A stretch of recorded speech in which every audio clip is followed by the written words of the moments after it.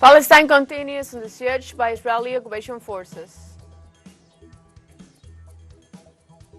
In Argentina, the candidates for the presidency of the country met again face-to-face in the second presidential debate.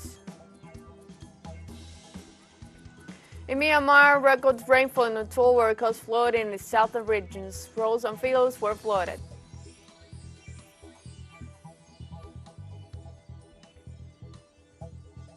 Hello, welcome to From the South. I'm Ana Rosabal from the TeleSUR studios in Havana, Cuba. We begin with the news. The current armed conflict between Palestine and Israel has its origin in the persistent violations of the Israeli occupation army in the Palestinian territory, a de-escalation of violence that has been repeatedly denounced by the Palestinian authorities and the international community. The Syrian Arab News Agency reported on Monday that the number of Palestinian victims of the Israeli offensive exceeds 550 deaths and about 3,000 wounded, while the attacks of the Palestinian resistance, according to the latest reports, have led more than 800 dead. The Israeli response to the Palestinian attacks seeks to erase any sign of weakness and to maintain its position of power. It should be noted that Palestinian leaders and the international community in the last weeks denounced the escalation of tensions evidenced in the aggression in mosque, the expansion of settlements, and the supply of weapons to settlers. In September, at the 1788 session, the United Nations recommended to the Israeli government to stop impeding the realization of the right to self-determination of the Palestinian people and propose an immediate and unconditional end to its colonial occupation of the Palestinian territory and reparation for its unlawful acts. In this sense, Israeli politicians and activists have also criticized Prime Minister Benjamin Netanyahu's colonial policy in the occupied Palestinian territories, and the Palestinian government has blamed Netanyahu's administration for increasing tensions since he took office.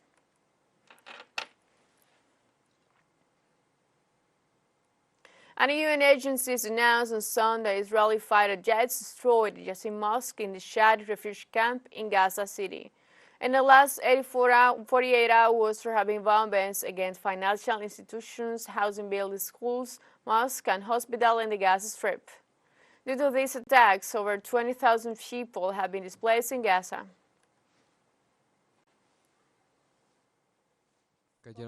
Dozens of rockets fell on people while they were sleeping. There was no alarm or anything like that. Then we started running through the streets. We were not prepared as we were in our beds. More than a dozen rockets. They are happy that they destroyed a whole neighborhood. They didn't just attack a mosque. They are happy to have destroyed the whole area. Hundreds of pro-Palestinian demonstrators gathered in Sunday in Amman, the capital of Jordan, in support of the Palestinian resistance operation against the Israeli occupation. A group of demonstrators took to the street with pro-Hamas posters while shouting slogans in front of Al-Qaluti Mosque in support of the fighters in Gaza and all cities occupied by Operation Al-Qasr Deluge. The demonstrators called on the Jordanian government to deport the Israeli ambassador from Jordan and all political relations with Israel and support the Palestinian resistance. Similar demonstrations are taking place in dozens of countries around the world in support of the Palestinian cause.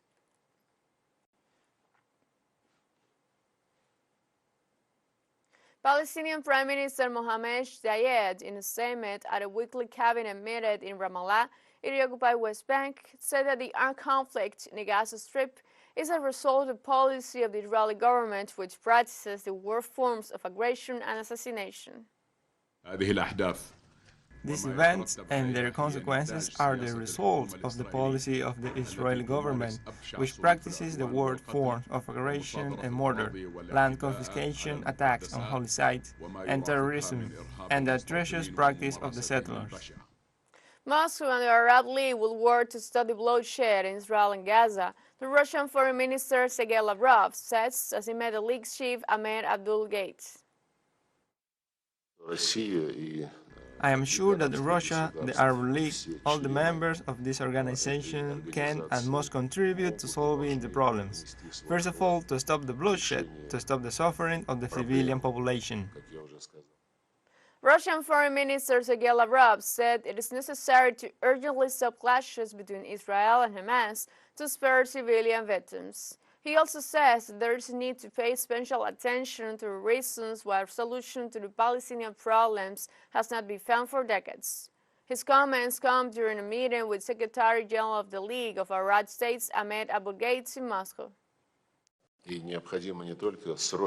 Not only there is an urgent need to stop the clashes, to address the problem of civilians who are victims of the current situation in huge numbers, but there is also a need to pay special attention to the reasons why a solution to the Palestinian problem has not been found for decades. The situation in Gaza has worsened more and more. A correspondent from Palestine, Noor Hassin, gives us more details about it. Let's see. A new series of Israeli airstrikes on the Gaza Strip hit the coastal enclave during the day. The coastal enclave has turned into a ghost city. There is no one in the streets. People are scared and trapped in their homes. The only one basically moving in the streets of Gaza are either journalists trying to cover the news or families that their homes were already destroyed and they are going back to see what was left or to evacuate some of their clothes or furniture. The Israeli airstrikes, the latest Israeli airstrikes, basically targeted places and buildings and sites in central Gaza City. We're talking about densely populated areas. Before we were talking about people fleeing their homes. Their homes are located close to the borderline between Gaza and Israel in southern Gaza, in eastern Gaza. However, now we are talking about people leaving their homes that are located in central Gaza City, in downtown Gaza, in places like Al-Rimal, Al-Saraya, and also Al-Nasr. The situation is just going from bad to worse. Israel has declared a total siege on the Gaza Strip, not allowing food, fuel, or anything to enter the Gaza Strip. And we're seeing the effects of this decision because the Gaza Strip, basically the electricity company is running out of the fuel. In the next few days, there will be no fuel in Gaza's electricity company generating fuel for the people of Gaza or even the hospitals, which means that the lives of 2.2 million people is in danger. Noor Harazin, TeleSUR, Gaza. To better understand what is happening in the Middle East with the progress of a rational Gaza flag executed by the Palestinian self-defense movement Hamas against Israeli colonies and position, let's review the context that led to the hostilities between Israel and Palestine.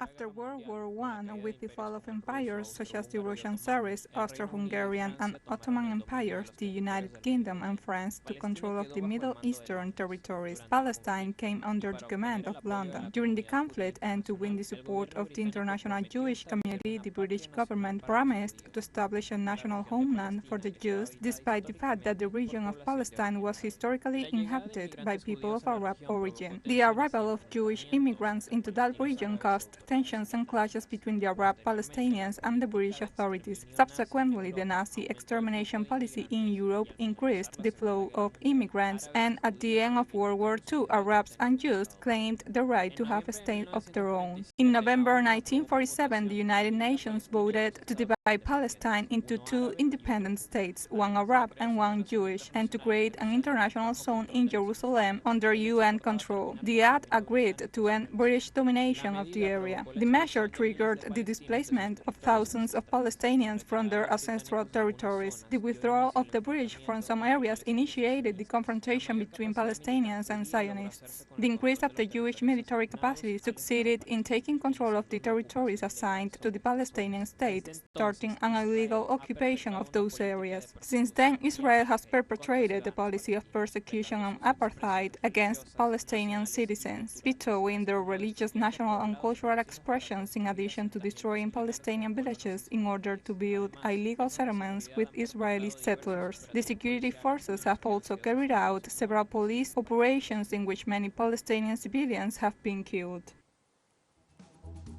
Let's take a short break, but remember you can join us on TikTok at TeleSUR English, follow find news in different formats, new dates, and more. All the studies coming up, stay with us.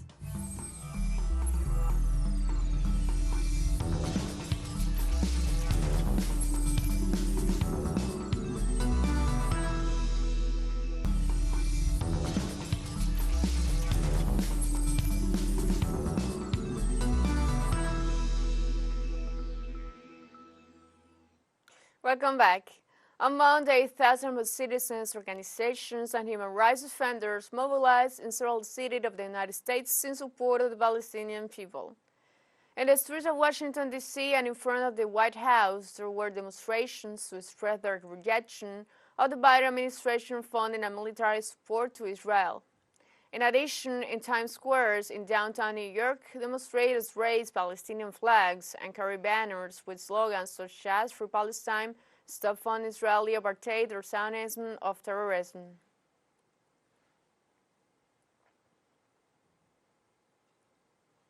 On Monday, China's foreign minister stated to reject and condemn violence against civilians in Palestine and Israel. China is deeply concerned about the lately escalation of the conflict between Palestine and Israel. Our government regrets the civilian casualties of the conflict, rejects and condemns actions harming civilians. China rejects actions arousing conflicts and undermining regional stability, and hopes to cease fire and end the war as soon as possible. The international community should play an effective role and jointly encourage the situation to cool off. European Union foreign ministers will on Tuesday hold urgent talks on the situation in Israel and Gaza after Israeli missiles struck the Gaza Strip, the bloc's foreign policy chief Josep Borrell said. Borrell and a number of EU foreign ministers are currently on hand for long-planned talks with Gulf states from the Gulf Cooperation Council. The EU has strongly condemned the unprecedented attack by the Islamic militants that has sparked a barrage of strikes by Israel on Gaza. The bombing campaign by Israel in Gaza has killed 493 people, according to Palestinian officials. The bloc, one of the major financial supporters of the Palestinian people, has envisioned spending some 1.2 billion euros between 2021 and 2024 on schools, hospitals, salaries, among other things.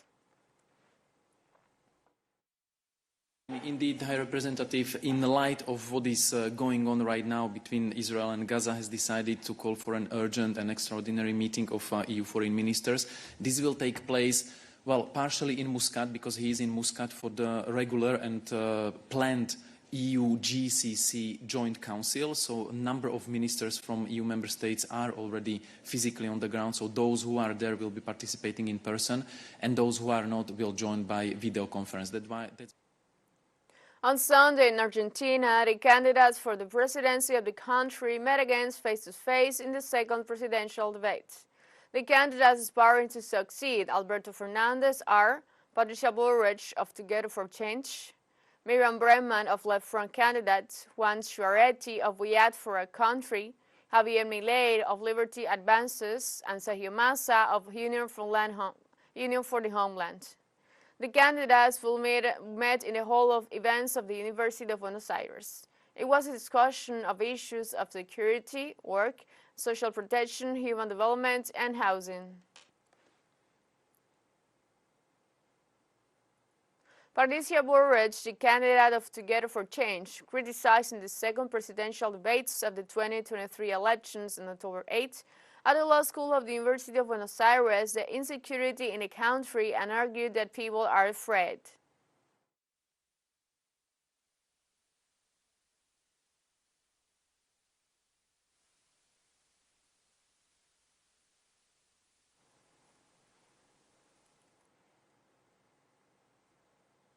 Juan Schiaretti of We Act for a Country candidates said in the context of the security penal and judicial code must be modified. We are hurt by the civilian victims, which occur in a conflict based on the policy of the State of Israel, occupation and apartheid against the Palestinian people. Likewise, the presidential candidate Javier Milei of Liberty Advances talked about the important role of security and justice. And this means modifying the penal code and the code of criminal procedure. Juvenile criminal law must also be changed because what is enforced is in the latest genocidal dictatorship, and we must do it according to the recommendation of the United Nations and UNICEF. We must fight seriously against the drug trafficking, the national government, and here they look to decide. Argentina does not produce drugs, but we have a border that is a sieve, so we must guard the border and the armed forces must participate. In the context of work, Sergio Massa, pioneer for the Homeland candidate, proposed an improvement in incomes as the Free Party, but also the reduction of taxes. We believe in a single class of men and women, those who work, and we took the decision to put into work one of the central axes of the next 4 years. We have proposed and we are proposing an improvement in income from the two places, the free parity but also the reduction of taxes. We have a second short break coming up, but before we invite you to visit our YouTube channel TeleSUR English, where you'll be able to rewatch our interviews, sub-stories, special broadcastings, and more. Hit the subscribe button and activate the notification bell to stay up to date on the world's more recent events. Final short break, don't go away.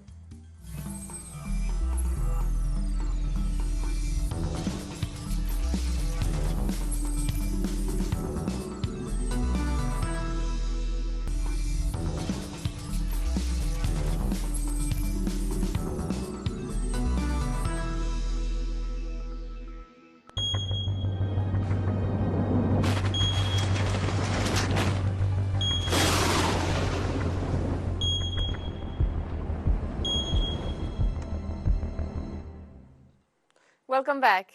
On Monday, floods sparked by record torrential rainfalls in the region of southern Myanmar, inundating roads and fields. On Sunday, authorities reported 200 millimeters of rainfalls on Saturday in Bago, a record for October. Scientists believe human beings' actions influence climate change, triggering harsher weather phenomena. The state-backed Global Nilad of Myanmar daily said the nearby Bago River could exceed its danger level by almost a meter in coming days, so precautionary measures must be taken.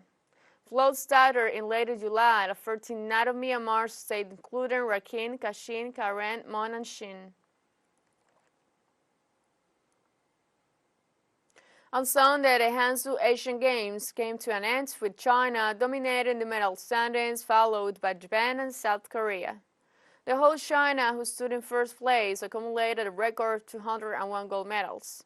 The 19th and largest Asian edition concluded at the 80,000-seat Hangzhou City Olympic Stadium in China and gave the change over to Japan for the 2026 at a closing ceremony. This year's games feature all the traditional Olympic sports, as well as look at a sport that will be introduced next year in Paris, breakdance, cricket, which will be included in the 2020 Olympic Games in Los Angeles, or in the 2032 Olympic Game in Brisbane, was also on display.